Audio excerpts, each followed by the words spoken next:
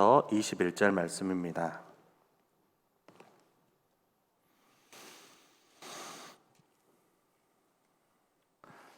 빌립보서 1장 19절부터 21절 말씀을 한 절씩 교독하도록 하겠습니다. 19절입니다. 이것이 너희의 간구와 예수 그리스도의 성령의 도우심으로 나를 구원에 이르게 할 줄 아는 고로 나의 간절한 기대와 소망을 따라 아무 일에든지 부끄러워하지 아니하고 지금도 전과 같이 온전히 담대하여 살든지 죽든지 내 몸에서 그리스도가 존귀하게 되게 하려 하나니 이는 내가 사는 것이 그리스도니 죽은 것도 유익함이라. 아멘. 확신과 결단이라는 주제로 은혜의 말씀을 나누고자 합니다. 사도 바울은 복음에 대한 목적의식이 분명한 사람이었습니다. 스스로 매여 있다고 표현했을 만큼 자유롭지 못한 상황에 처해 있었습니다. 그럼에도 불구하고 그런 상황 가운데서도 확신과 결단함으로 무엇을 했죠? 복음을 담대히 전했습니다. 그리고 그의 상황을 두고 두 부류의 사람들이 있었습니다. 어떤 사람들이었죠? 한 부류의 사람은 바울이 감옥에 있으니까 우리라도 나서서 해야 하지 않겠는가 하고 순수한 열심과 사랑으로 그리스도를 전파하는 사람들이었습니다. 또 한 부류는 바울이 매음에 괴로움을 더하게 할 줄로 생각해서 순수하지 못하게 다툼으로 그리스도를 전파하는 모습으로 나타났습니다. 무엇을 의미하죠? 그 목적이 완전히 다르다라는 것입니다. 물론 사도 바울은 어떤 방식으로든 그 복음이 전파되는 것이 그리스도였기 때문에 자기는 그것만 가지고도 기뻐하고 또 기뻐한다고 고백합니다. 자신이 어떤 인생관과 목적의식의 사람인가 분명히 보여주고 있는 말씀이죠. 하지만 잘못된 목적의식을 가지고 신앙생활을 하는 것은 아주 큰 문제인 것 같습니다. 그 문제는 오늘 우리 가운데도 그런 사람들이 얼마든지 있을 수 있다라는 것이죠. 그런 면에서 다른 사람에 대해서는 어떻게 할 수 없는 문제이지만 자기 자신 안에는 절대로 그런 마음, 어떤 마음이요? 온갖 종류의 시기와 다툼, 다른 사람을 괴롭히려고 하는 악의적인 생각, 그런 생각이 안 생기도록 늘 깨어 있어야 하는 것입니다. 히브리서 기자는 히브리서 12장 15절 16절에 이렇게 말씀합니다. 너희는 하나님의 은혜에 이르지 못하는 자가 없도록 하고 또 쓴뿌리가 나서 괴롭게 하여 많은 사람이 이로 말미암아 더럽게 되지 않게 하며 음행하는 자와 혹 한 그릇 음식을 위하여 장자의 명분을 판 에서와 같이 망령된 자가 없도록 살피라 말씀합니다. 바로 이것이 우리가 신앙생활을 하면서 스스로 살피고 주의해야 할 일들입니다. 혹시 내가 잘못된 신앙으로 인해서 하나님의 은혜에 이르지 못하게 되는 일은 없는가? 혹시 나에게서 쓴뿌리가 나서 많은 사람을 괴롭게 하고 다치게 하고 더럽게 만드는 일은 없는가? 혹시 한 그릇 음식을 위해 장자의 명분을 팔아치운 에서처럼 망령되이 행하는 경우가 없는가 살펴야 하는 것입니다. 사도 바울은 목적의식이 분명한 사람이었기 때문에 그 어떠한 상황에서도 전파되는 것은 그리스도니 나는 그것으로 인해 기뻐하고 또 기뻐한다고 말할 수 있는 분명한 이유입니다. 성공적인 인생을 살고 성공적인 신앙생활을 할 수 있는 방법이 바로 여기에 있는 것입니다. 무엇을 하든지 목적의식을 바로 하고 그 사명을 감당하는 그것이 올바른 신앙생활일 줄 믿습니다. 사도 바울은 오늘 본문에서 목적의식과 사명에 대해서 분명히 확신하고 그리고 또 한 가지는 결단하고 있습니다. 우선 그는 자기가 확신하는 것에 대해 이렇게 말씀합니다. 오늘 본문 19절입니다. 같이 한번 읽겠습니다. 이것이 너희의 간구와 예수 그리스도의 성령의 도우심으로 나를 구원에 이르게 할 줄 아는 거로. 여러분, 여기 바울이 말하는 이것이 무엇이죠? 지금까지 바울이 얘기해왔던 바로 그 상황입니다. 자기는 감옥에 매여 있고, 그리고 그 소문이 시위대 안과 밖에 있는 사람들에게까지 다 알게 되었을 때 두 부류의 사람들이 나타나 그리스도를 전하게 된 그 상황, 또 그래서 결국 바울이 시위대 감옥에 갇히게 된 그 상황이 결국 복음을 전파하는 그 일에 진전을 이루는 그 상황이 바로 이것입니다.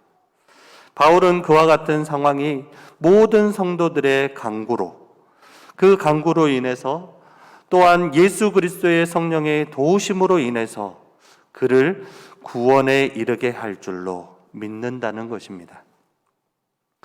우리는 예수 그리스도를 나의 구주로 영접함으로 이미 구원받은 사람입니다. 여기에서 구원받았다는 말은 그리스도 안에서 하나님의 자녀로 새롭게 태어났다, 즉 거듭났다는 뜻이 있습니다. 그 구원은 절대 취소되지 않습니다. 그들은 반드시 마지막 날에도 구원을 얻게 됩니다. 그렇지만 그렇게 구원받은 사람들에게 하나님께서 요구하시는 것이 있습니다. 무엇이지요? 이제 그리스도 안에서 하나님의 자녀로 새롭게 태어났으니까 그리스도 안에서 성장하여 완전한 사람을 이루라는 요구입니다. 그리스도 안에서 장성한 분량이 충만한 데까지 이르라는 말씀이지요. 바로 그 부분을 신학에서는 성화라고 이야기합니다. 그리스도께서 온전하신 것만큼의 온전의 그 분량에 이루게 되는 것, 하나님께서 거룩하신 것처럼 거룩을 닮아가는 것을 의미합니다. 바로 그것이 구원에 이르게 할 줄로 믿는 것입니다. 그러니까 그리스도 안에서 새로 거듭난 사람들에게는 그와 같은 목표가 주어져 있는 것입니다. 본문에서 바울이 얘기하는 구원이 바로 그 완성의 구원을 의미하는 것입니다. 즉 바울이 당한 고난의 상황을 믿음으로 잘 견뎌낸 그것이 그를 온전함과 거룩함에 이르게 할 것이고, 그렇게 해서 그의 구원이 완성될 것을 기대하는 것이라고 해석하는 것입니다. 바울은 자신을 위한 성도들의 기도와 그리스도의 성령의 도우심으로 말미암아 자신이 언제까지 그 상황에 매여 있지 않고 반드시 속히 자유롭게 될 것을 확신하고 있는 것입니다. 그러면서 자기 안에 품고 있는 세 가지 결단을 말씀합니다. 오늘 본문 20절 같이 읽겠습니다. 시작. 나의 간절한 기대와 소망을 따라 아무 일에든지 부끄러워하지 아니하고 지금도 전과 같이 온전히 담대하여 살든지 죽든지 내 몸에서 그리스도가 존귀하게 되게 하려 하나니. 아멘. 여기에서 기대라는 말의 원적인 의미는 목을 빼고 바라본다라는 의미를 담고 있습니다. 그리고 소망은 무엇이죠? 소망은 바라는 것을 나타낼 때 사용하는 단어입니다. 즉 바울은 감옥이라는 혹은 쇠사슬에 매여 있는 그 상황에서도 그와 같은 기대와 소망을 잃지 않았던 이유는 그 안에 결심과 소망을 가지고 있었기 때문입니다. 사도 바울의 결심과 소망을 볼 때 뭘 알 수 있죠? 그의 올바른 신앙의 태도를 볼 수 있습니다.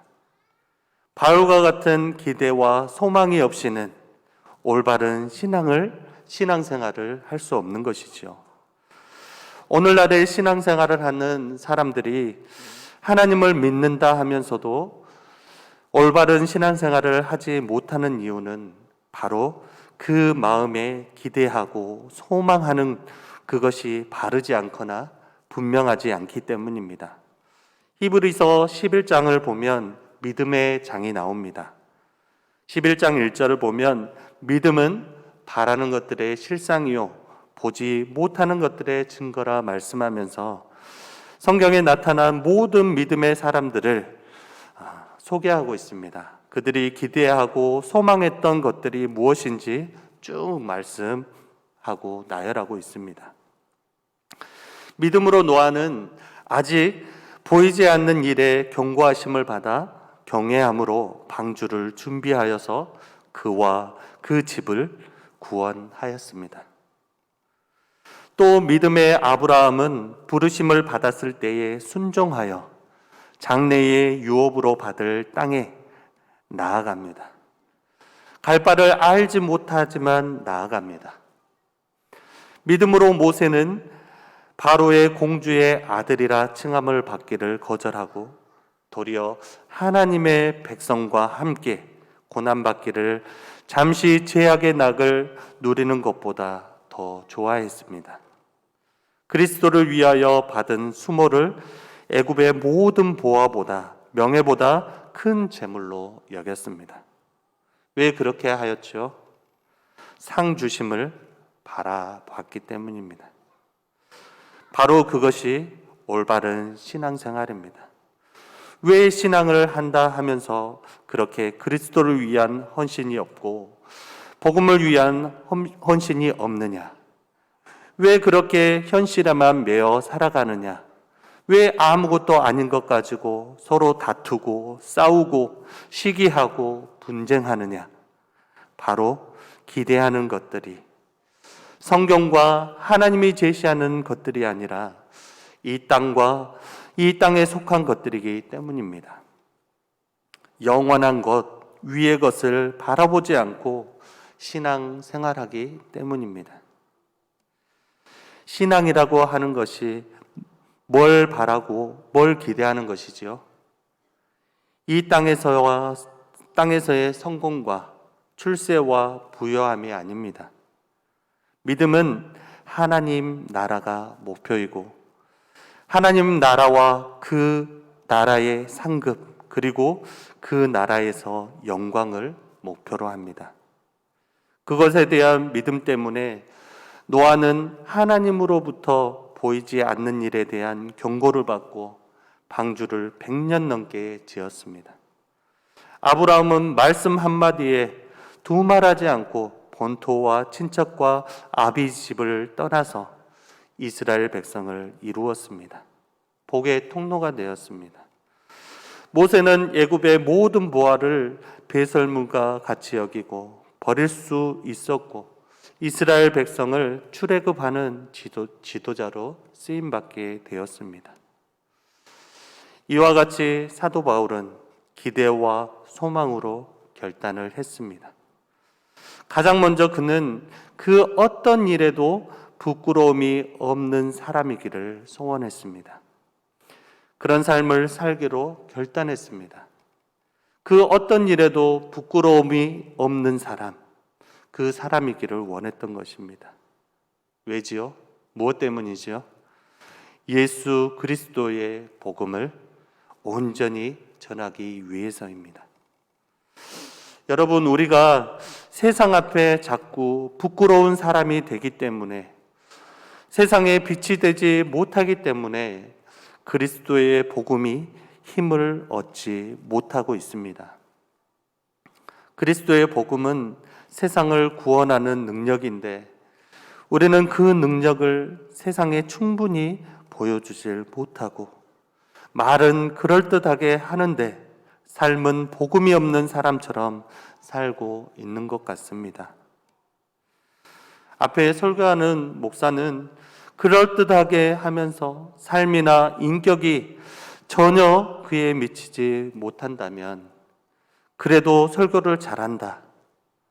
우리 성도님들께서 말씀하시겠습니까? 그것으로 괜찮으십니까? 말이 안 되는 이야기입니다. 삶으로 살아내는 것이 바로 설교인 것입니다. 뭐가 문제이지요?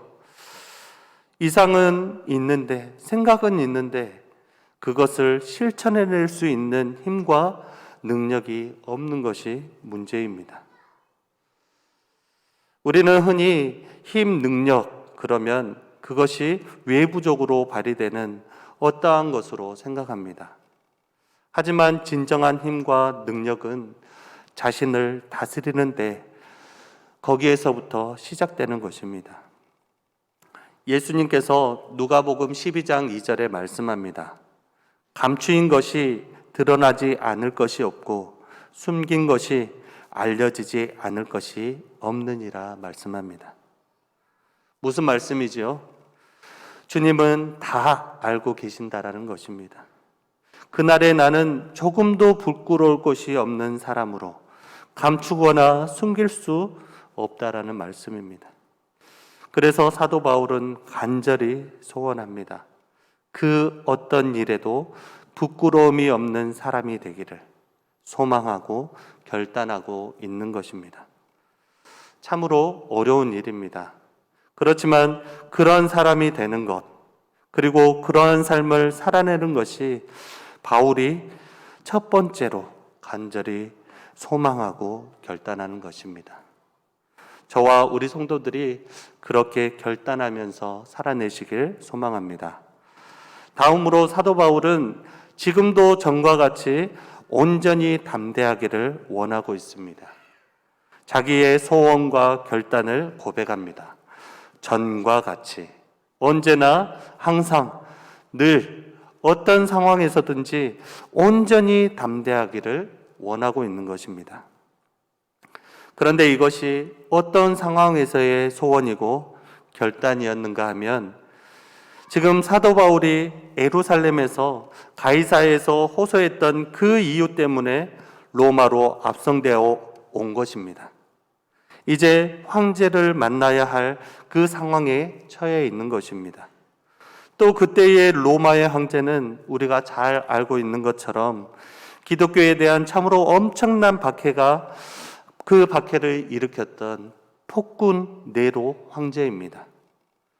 그 네로 앞에 서야 하는 것입니다.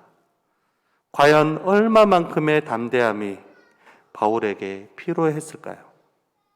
이러한 위험 앞에 전과 같이 언제나 항상 늘 온전히 담대하기를 원하고 결단하고 있는 그러한 모습을 말씀에서는 기록하고 있는 것입니다.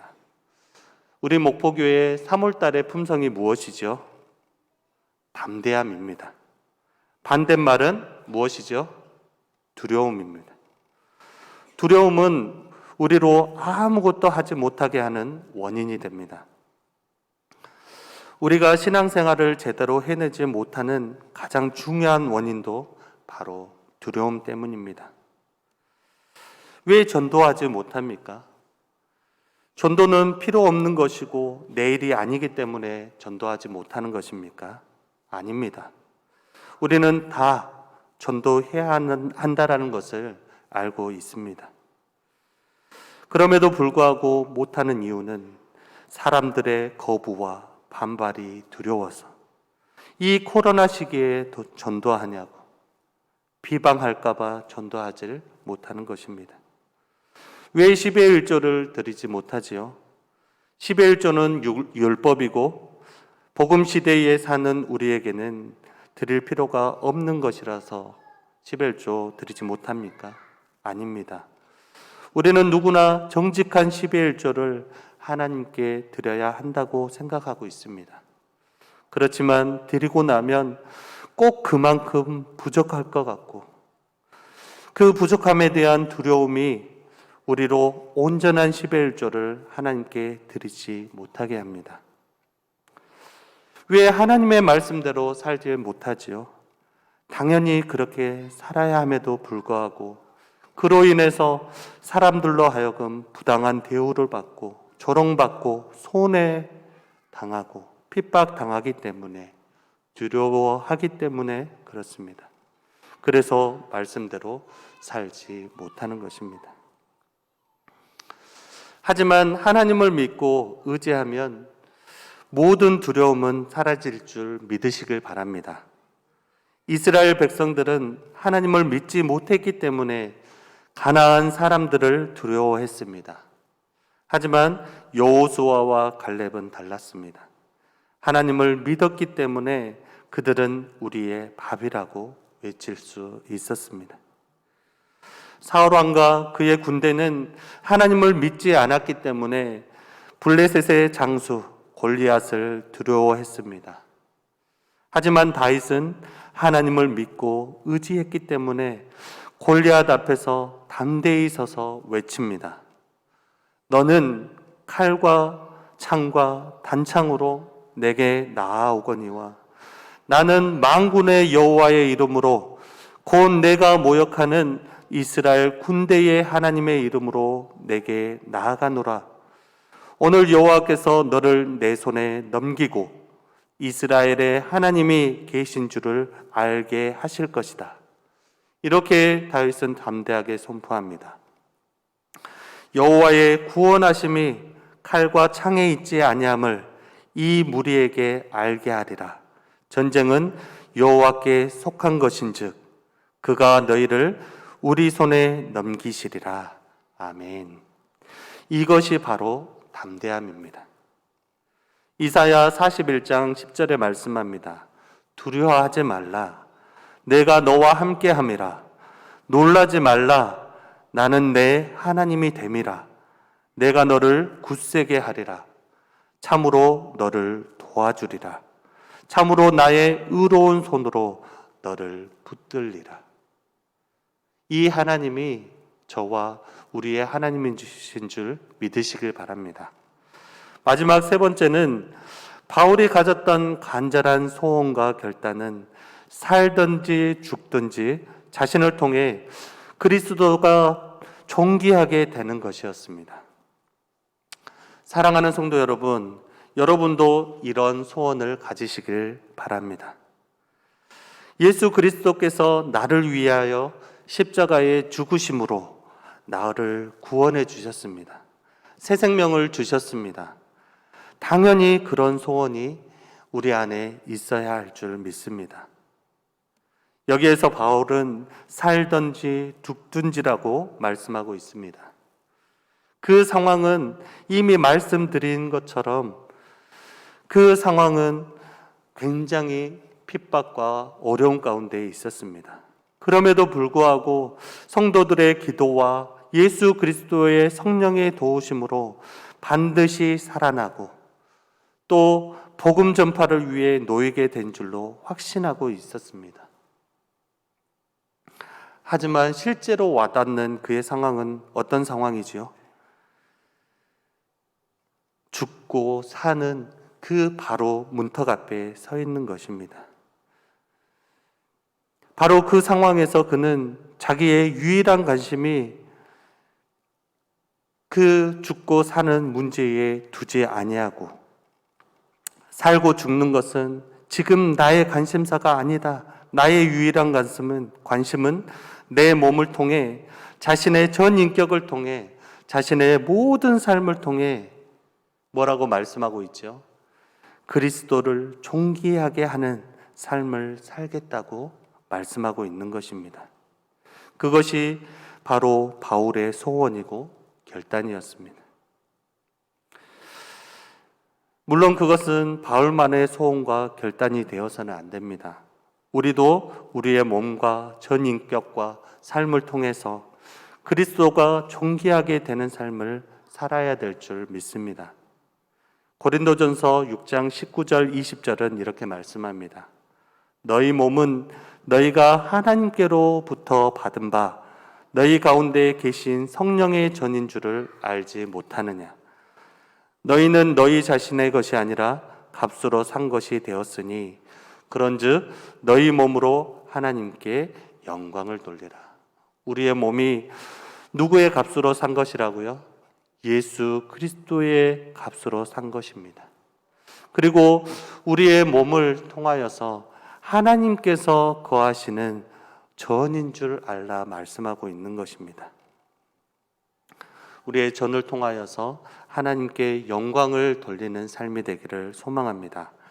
고린도전서 10장 31절은 그런즉 너희가 먹든지 마시든지 무엇을 하든지 다 하나님의 영광을 위하여 하라. 그런즉 먹든지 마시든지 살고 죽는 문제입니다. 이 모든 것을 하든지 다 무엇을 하라고 말씀하죠? 하나님의 영광을 위하여 하라 말씀합니다. 살든지 죽든지 무엇을 하든지 다 하나님의 영광을 위하여 하기를 소망합니다. 러시아의 대문호인 톨스토이가 이렇게 이야기했습니다. 그는 한동안 나는 무엇을 위해 살아야 하는가? 내 인생의 진정한 의미와 목적은 무엇인가? 그 문제 때문에 번민하면서 고민하였던 적이 있었다고 합니다. 그래서 사람들을 만날 때마다 그 질문을 던졌습니다. 당신 인생의 진정한 목적은 무엇입니까? 당신은 무엇을 위해 살고 있습니까?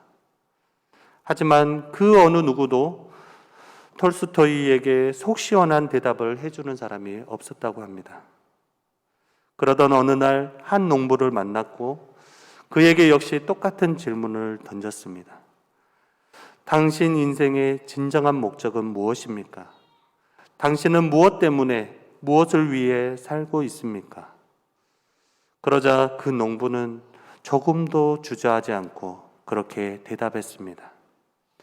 나는 당연히 하나님을 섬기기 위해 살지요. 나는 당연히 하나님을 섬기기 위해 산다고 고백하였습니다. 신앙생활은 이러한 것입니다. 당연히 하나님을 섬기기 위해 사는 것이 바로 진정한 신앙생활입니다. 신앙생활은 가장 구체적이면서도 일상적인 것이어야 합니다. 교회에서 기도하고 예배하고 봉사하고 전도하는 것이 신앙생활의 전부라고 생각해서는 안 됩니다. 오히려 신앙생활은 내 삶의 현장에서의 문제이고 그 상황에서 우리 때문에 그리스도께서 존귀 여김을 받고 계시는가 하는 문제인 것입니다. 그리스도께서 지금 우리 가운데 우리 때문에 지금 여러분 상황 가운데 함께 계시는가요? 여러분의 직장에서, 지역 사회에서, 여러분의 이웃과 친구들 가운데에서, 특히 여러분의 가족 가운데에서 예수님이 존귀 여김을 받고 계십니까? 여러분 주변의 모든 사람들이 여러분의 인격과 신앙과 삶의 모습을 바라보면서 하나님을 믿는 사람은 다르구나, 그리스도인은 다르구나 라고 나타내고 계십니까? 우리는 그리스도인으로, 성도로 구별되어야 할 줄 믿습니다. 반드시 그렇게 되어야 합니다. 내 안에 왕으로, 주인으로 사시는 분이 누구시죠? 바로 예수 그리스도입니다. 우리가 아까 마지막에 찬양하였던 것처럼 예수로 충만하시길 소망합니다. 모든 사람들 앞에서 그리스도인으로 구별되이 이 세상에 오신 예수님을 빛으로, 소금으로 나타내는 통로가 되시길 소망합니다. 말씀을 마치겠습니다. 우리의 올바른 신앙 태도는 주님을 바라볼 때 시작될 줄 믿습니다. 바울의 3가지 소원과 결단입니다. 그는 아무 일에도 부끄러우지 않기를 원했습니다. 왜 그렇죠? 온전한 복음을 전하기 위해서입니다. 죽음과 고난, 핍박 앞에서 온전히 담대하기를 원하였습니다. 왕이신 하나님을 온전히 신뢰하고 의지하기 때문입니다. 사나 죽으나 자신을 통해 그리스도께서 존귀 여김을 받기를 원했습니다. 이 어두워가는 세상 가운데 우리를 통하여 빛으로 오신 예수님이 온전히 높임을 받고 드러나기를 나타내는 저와 우리 모든 성도들이 되기를 예수님의 이름으로 축원합니다. 기도하겠습니다. 은혜가 풍성하신 하나님, 주님의 은혜와 사랑을 감사합니다. 우리를 창세전부터 택하여 주시고 하나님의 자녀로 불러주시니 감사합니다. 하나님, 바른 신앙의 태도로 하나님 나아가도록 인도하여 주시옵소서. 사도 바울이 소원하고 결단하였던 것처럼 아무 일에든지 부끄럽지 아니하도록 온전히 복음을 전할 자로 사용하여 주시옵소서. 주님, 어떠한 상황 가운데 고난과 어려움 가운데에서도 담대함을 잃지 아니하도록 주님 선하게 역사하여 주시옵소서. 왕이신 하나님만 신뢰하고 의지하게 하여 주시옵소서. 우리가 사나 죽으나 오직 그리스도께서 존귀 여김을 받기를 원하는 마음으로 나아가도록 인도하여 주시옵소서. 감사하오며 거룩하신 예수님의 이름으로 기도합니다. 아멘.